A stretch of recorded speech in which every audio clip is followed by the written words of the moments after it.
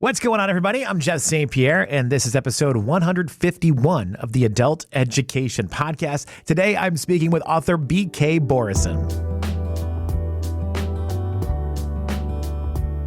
You know what? I'm realizing this right now. I missed out on something last week. Last week was our 150th episode. That's pretty rad, if you ask me. I thought I would have gotten there maybe a little bit faster, but hey, that's life. I did take half a year off from the podcast too. I just want to say thank you for listening to this episode or any episode you've checked out over the last 5 years. It really means a lot to me that you're willing to share some of your time with me and the Adult Education Podcast.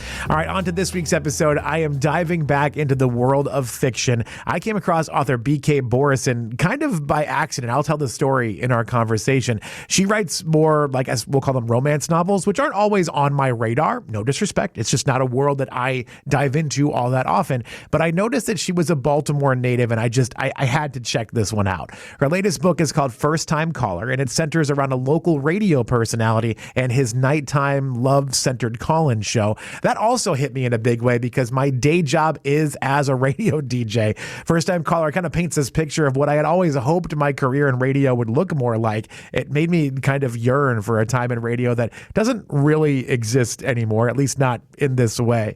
This was a really fun conversation, and I really enjoyed the book as well. Not only did it take me out of my comfort zone a little bit, but it gave me a chance to love on my city of Baltimore with someone who knows it really well, and that really felt good. I hope you enjoy my chat with B.K. Borison. Hi. Hello. How are you doing? I'm good. How are you? I am great. It is a pleasure to talk to you. Thank you for giving me some time. Of course. Thank you for having me.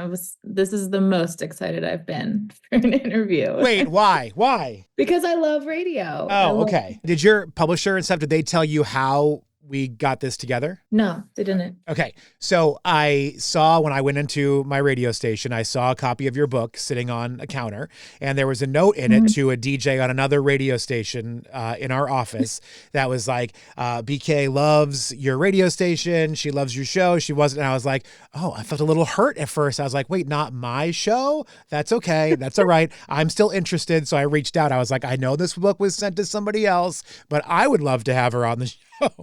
Well, thank you. I'm so appreciative. So I know you're a Baltimore girl. Are you born and raised Baltimore? Mm-hmm. Yep. So I grew up in Highlandtown. Okay. And then my parents moved out to Harford County when I was of school age, and I went to Bel Air High. Well, I love the imagery, and I love even like the inside jokes, like the inside Baltimore things, like I'm going to go get Royal Farms or whatever. Like, I think I wonder often when there's a story like this, you have to put things in there like that because it makes it real. But at the same time, like, I wonder how many people Google Royal Farms because they're like, what is this? I have been noticing a lot of people trying to order burger cookies since the book has come out. And so I feel like burger cookies should reward me with a significant amount of them at my home. I think they should too. I agree with that. I did see too recently that you partnered with one of my favorite bookstores, Greedy Reads. You did this little love boat cruise in the harbor. Mm-hmm. Yeah, it was so fun. I have never been able to get on their sunset cruises that they do in the summer. They always sell out too fast. And I have 2 kids, so sunset is like go time for parenting. And I was like, well, what if I just coerced them into doing a cruise for me? And so Julia at Greedy Reads was incredible, and everything worked out just fine. It was great. It was a great time. Well, let's talk about the book. Instead of reminiscing about Baltimore, let's talk a little bit about the book. How much of Baltimore helped inspire the book? A lot. I knew, so this was my second series. My first series was based on a fictional town. And so I knew with this series, I wanted it to be as much a love letter to Baltimore as it was a love story between the 2 characters. And I spent a lot of time when I was drafting sort of just wandering around Fells Point. I feel like all the big cities like New York and Chicago, they get the romanticized versions in film and romance novels and books and TV. I wanted Baltimore to get a little bit of that romanticism, mainly because usually when you tell people you're from Baltimore, people go, oh, The Wire. And you're like, yeah. Which is a great show. But I wanted people to see a different side of Baltimore and the Charm City side, what Baltimore feels like to me as someone who grew up there, is raising their family there. And I just love the city so much. I also love the radio aspect because I think you tap into something with radio that I think when I was younger, I thought radio would be a lot more like these nighttime love shows or whatever, these like full on talk shows where the community really took it in. And I'm not saying that radio doesn't mean anything to the community, but it's different than that. Like this is what I pictured radio when I was younger too. And as a radio professional for the last 20 years, I'm like, I kind of wish we did more stuff like this heartstrings show. Yeah. So it's definitely a nostalgic and romanticized version of radio with community involvement. I think in the era of podcasts, we've lost a lot of the like live call-in element, but there's nothing I love more than weird stories on the radio and like people calling in about school fundraisers and weird stuff like that. So definitely heavily romanticized. I miss when people used to call for everything. Like people don't, I mean, nobody calls in general like they used to, right? Like I never answer my phone unless I have to. And so I'm saying this, but I'm also very guilty of it. But I miss when people used to call the radio station just to say like, hey, I'm having a great day and I just wanted to say hi. Like, no, people just don't do that anymore. And it kind of bums me out. But this made me, I don't know, it made me yearn for that time, made me feel good thinking about the people that are listening to hear other people's stories, that are calling in with their stories. I really loved how you brought that to the book. Thank you. Thank you. That was very intentional. So I'm glad you felt that. I know there's a little bit of like a Sleepless in Seattle vibe here, which I also, again, it's one of my all-time favorite movies. So again, it like romanticizes this version of radio that I always wanted to be a part of. And I don't know, just the way that you worked in this idea into the love story, I thought was really special. Sleepless in Seattle is one of my all-time favorite movies. Nora Ephron, specifically the scene where Tom Hanks is talking about magic, that monologue, it made me want to be a writer. It was the first time I saw words that made me feel like that, like a script and the way someone delivered it. I just remember viscerally watching it and being like, I want to do something like that. So getting to write a book that hopefully made people feel the same way. That was the goal with writing the book. And Sleepless in Seattle too, it was the first time I watched a movie where Baltimore was very romanticized, working at the Sun and the Peabody and all these, different places around the city. It felt like the right start for this book to have Baltimore be the third character, as it were. Yeah, and the story too, like the basic story of this is you have these two people that are coming together through a radio show. Aiden is the host of a radio show. Lucy is a woman whose daughter actually initiates the conversation with the radio, which is also very similar to Sleepless in Seattle. And I love how Lucy, who maybe is the person who's unlucky in love and hasn't quite figured out that aspect of her life, but she still has so much other love in her life. Exactly. I wanted, just like the original movie, Meg Ryan, she sort of has everything she needs. Lucy, when her daughter calls into the station for her, she has everything she needs. She has a great job, supportive coworkers, a good partner to raise her child with, good friends, a great kid. So she's sort of stuck in this mindset of, I have everything I need. I'm doing good, but do I have everything I want? And so it's playing with this idea of like, you can be surrounded by all the things that make you feel like your life is going really well, but she's still sort of hopeful that a little bit of magic will come along and she'll have some romantic love in her life. I do love that though, because I feel like in so many, I will be honest, I don't read a lot of romance novels myself.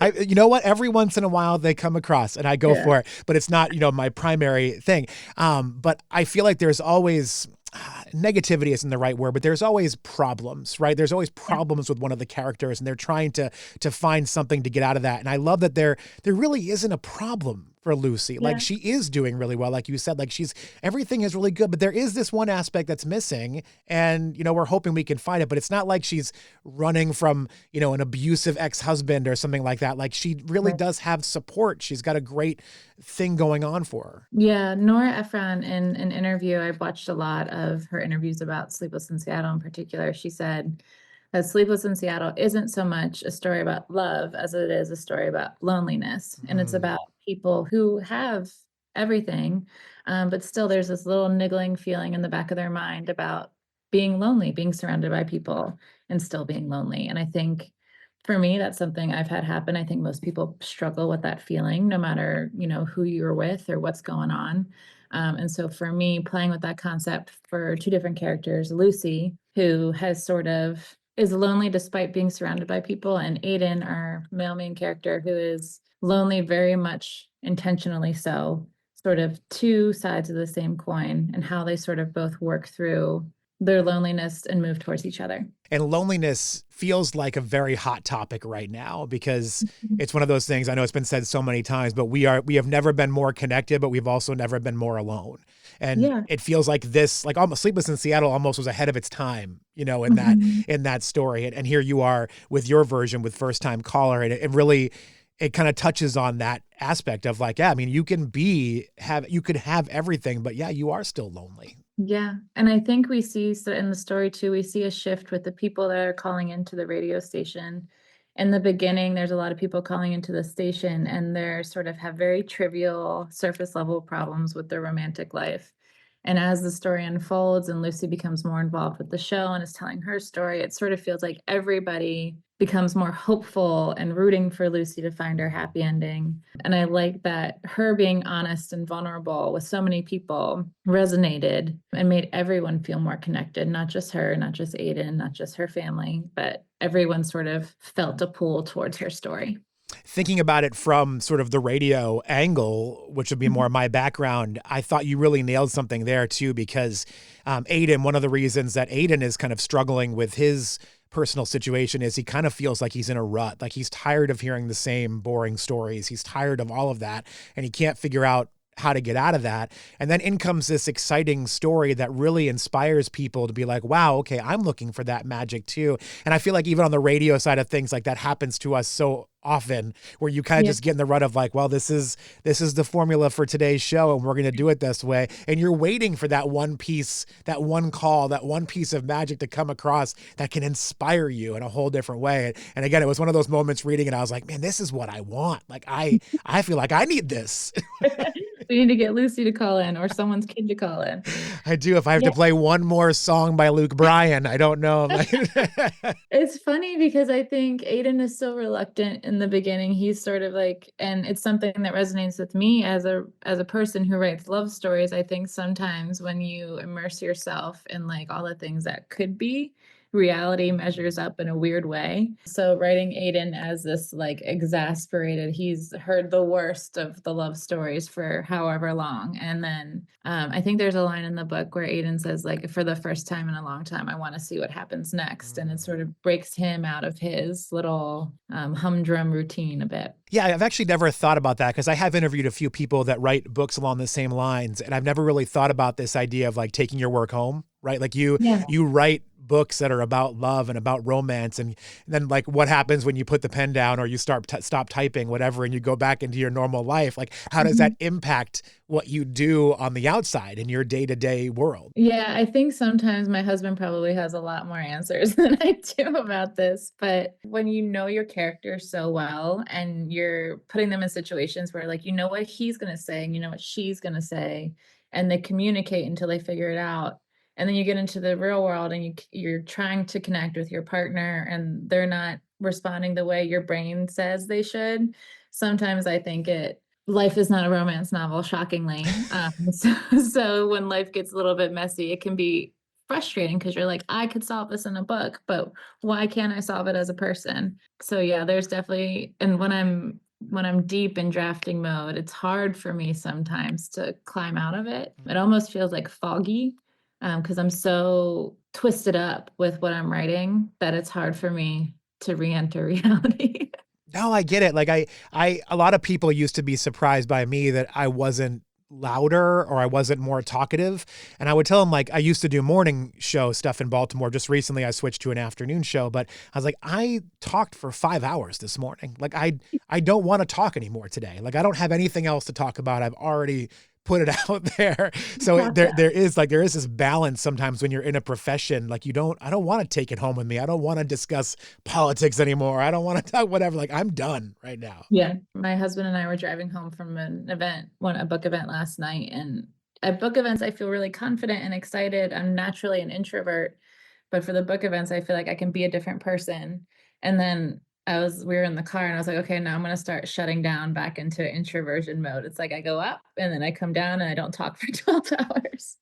Do you get like the adrenaline rush because you're an author, you're behind the page. Like you're not on TV, you're not an actress in movies, like you're behind the page telling the story. Do you get this like adrenaline rush when you go to one of these book events where you're like, well, now everybody's looking at me. They're not just reading my work, like we're talking. Yeah, it's wild. I mean, this book release has been so different than my other ones, and that Mm. people are really excited about it. The events have been crowded. So it has been a bit of like a jitterbug moment right before I talked to a bunch of people. But I think the best part about it is I write from my head and my heart, and I put a lot of that in my books. And somewhere in there, something resonates with people, and they feel a little bit less alone. They feel a little bit seen. They see they're cared for with the book, and so for me, that's so special, and it makes a little of the jitters go away because it's from there. It's like I'm having a one-sided conversation when I'm writing a book, and then a reader reads it and sees something in it that feels right to them, and that clicking moment for people, that I can't even describe what that feeling is like, for someone to bring up a book and be like, this part made me feel good, or this part made me feel less alone, or this part made me laugh. That's the whole gig. I love that you say that though, because I think sometimes people reading novels can be sort of poo-pooed or looked down upon. Like I went to the grocery store. I went to Eddie's of Roland Park the other day, Yeah. and there was a woman at the cashier. She was checking, but there was a slow day. So I walk up and she put her book down, but it was like clearly a romance novel. And I was like, oh, what do you think of that? And she's like, oh, I know it's embarrassing. And I was like, no, why is it embarrassing? Like if it makes you feel good, like I'm glad, like I went through a phase where I would only read biographies or something informative. Like I wouldn't read, fictional novels. And then I Yeah. got back into it and I was like, wow, there's a comfort here. Like I really enjoy this story. Like I really just enjoy having this feeling. And I think that's what books are great for. Like it takes you into this space where you can have that comfortable feeling, whatever the type of book that it is. Like I love that there are people like you that are writing these stories to inspire folks and give them that feeling. There's nothing wrong with writing a book that's sole purpose is to make people happy. Yeah. I think there's enough crap and bad things going on in the world that I think if we can have one thing that makes people happy, like why not? Why not have as a romance author, I get it a lot. Like when people are like, "Oh, what do you do?" I'm like, "Oh, I'm a writer." And they're like, "Well, what do you write?" And when I say romance, contemporary romance, you can almost see their faces fall a little bit like, "Oh, you're not a serious writer then." I would encourage people to examine why they feel that way, why they think that way, why something that sole purpose is to be a mood lifter and feel good for people and is so successful, as the New York Times list will show you, which is 90% romance books. I encourage people to examine why they think it's not worth their time. There's a reason why the Hallmark Channel has new movies every weekend throughout the entire year. Like people want happy romance and all that. Yeah, and I mean, look at the success of rom-coms in the 90s. I don't Sure. understand why we're not making old rom-coms anymore, because and even the success of rom-coms this past year. Every time one comes out, I feel like it blows the roof off, and yet we're still reluctant to consider them serious just because their purpose is to make people happy. Why does something need to be moody or sad to be serious? We can be happy and serious at the same time. Right. It's the people that can't look at something for face value. They have to find the artistic value in something. What is it going to be, the Oscar award nominate? Like sometimes I just want to sit down and like the thing that my wife and I will put on when we have nothing else to watch and we just put it on as our comfort food is To All the Boys I Loved Before. We will watch that movie every other week just because, and like then you get in the rabbit hole of all those, films on Yeah. Netflix. But there's just something nice about it. There's a comforting feeling with it. And I would argue too that I've never read a romance or consumed a romance, whether it be film or TV or book, that is just a romance. Mhm. There's always another lesson or theme throughout them, whether it's family, sisters, parent-child relationships, grief, professional growth. There's always something else going on, and romance is sort of the catalyst at the center of it. Um, but yeah, I think romance gets a bad rap for sure. You mentioned something a second ago, and forgive me. I know that you have other books that you've written before this, but Yeah. you said that there's something different about this launch. And are you able to kind of put a finger on that? Why does this one? Why is this one connecting differently? Why is this one feeling differently for you? I don't know. I don't know if I could figure it out, I would bottle it for future books. But this one just feels maybe it's when it's coming out that people need a little bit more hope. Mm. Maybe a lot of people are feeling lonely right now. And this book offers a little piece of connection for all of us. I don't know, but I like it. It's great. Well, I'm happy for you as well, and I do think you might not be wrong. I think a lot of people are trying to disassociate right now and Yeah. find some comfort food in their day. For sure. Yeah, and I think writing this too was such a unique experience. Usually when I'm writing a book, I feel like I can go back and remember where, like, my mindset or something about writing the book. But this one, I think I might have just blacked out for the duration of writing it because I can't articulate, like, where was I mentally or anything like that. I think the book, this sounds like a weird juju thing to say, but I think the book just came to me in a very organic way. I loved writing it. It felt good writing it. And I think that translated into how people feel reading it. I know this is the first in what's planned to be a series for you. It So is. let's talk a little bit more about that. Sure. So it's a three-book series. Each book revolves around a different character at the radio station. And each book, I keep saying seasoned instead of inspired because I feel like it's a light touch of Nora Ephron in each book. This first book is Sleepless in Seattle inspired. Book two will be When Harry Met Sally inspired, and book three will be You've Got Mail inspired. So I'm having fun playing with those like new twists on old concepts. Yeah, for sure. And, it's weird to think, like, I remember watching You've Got Mail on a plane when I was in high school, going on like a school trip. That was the first time I had seen it. And it's weird to think that that's like 25 years ago now. So, like, or 26, whatever it is. I don't want to age myself too much, but that's so far back that, like, there's a whole generation of people that have never even heard of that film. And I think it's always great to find inspiration in things like that and then make, like you said, make your own twist or make your own version of that. Yeah, when I was at the event last night and I was describing the same thing, and I said book two is When Harry Met Sally, there was confusion with some of the young members of the audience, and I was horrified because it's such Nora Ephron films, the Meg Ryan, Tom Hanks, you know, films are just so ingrained in who I am as I consume media and what shaped me as a young person. So it's fascinating that I'm getting old. Isn't it a weird feeling? My wife and I will have this conversation. She's a few years younger than I am, not many, but a few. But we'll talk about, like, I don't feel as old as some of the things would say that I am. But I think part of that is the way that we consume media today, Yeah. where, like, things that are older are so cool right now. Like, people are discovering these things again. Like, we never let things go. Like, there was a point 30 or 40 years ago where when a TV show ended, that was it. The show was dead. But now when a show ends, I can go and stream the entire series all over again I right here know. on my phone. It's like things don't go away. So, like, I don't feel like things are aging the same way. So it is weird to think, like, oh my gosh, like that was Yeah, so long ago. we are old. Stop it. Stop it. Oh, I know we kind of touched on this before, but I have not finished the book yet. I'm a painfully slow reader. I'm about halfway through, so I don't know how this is all going to come together in first time color. But I love the father. Lucy's daughter is, I can't think of her name right now. Maya. Maya. I love Maya's father, and I love that was not. It wasn't a story of two people that got married and didn't work out, whatever. It was just like, this is just something that two kids did that had known each other forever, that were best friends. And he obviously found a different path in his life, but they're Yeah. still so close. And there's so much, again, going back to what we said before, there's so much love there. And I think that's I don't know. I love that aspect of it. I think it's really rare in media to see a functional blended family. I think that's the reality for a lot of families in modern society is that it's not, the nuclear static mom, dad, boy, girl, dog. I think a lot of families look really different now, and we don't see the reflection of that in a lot of portrayals. And so it was really important to me to showcase a family that where the two parents realized they weren't meant for each other.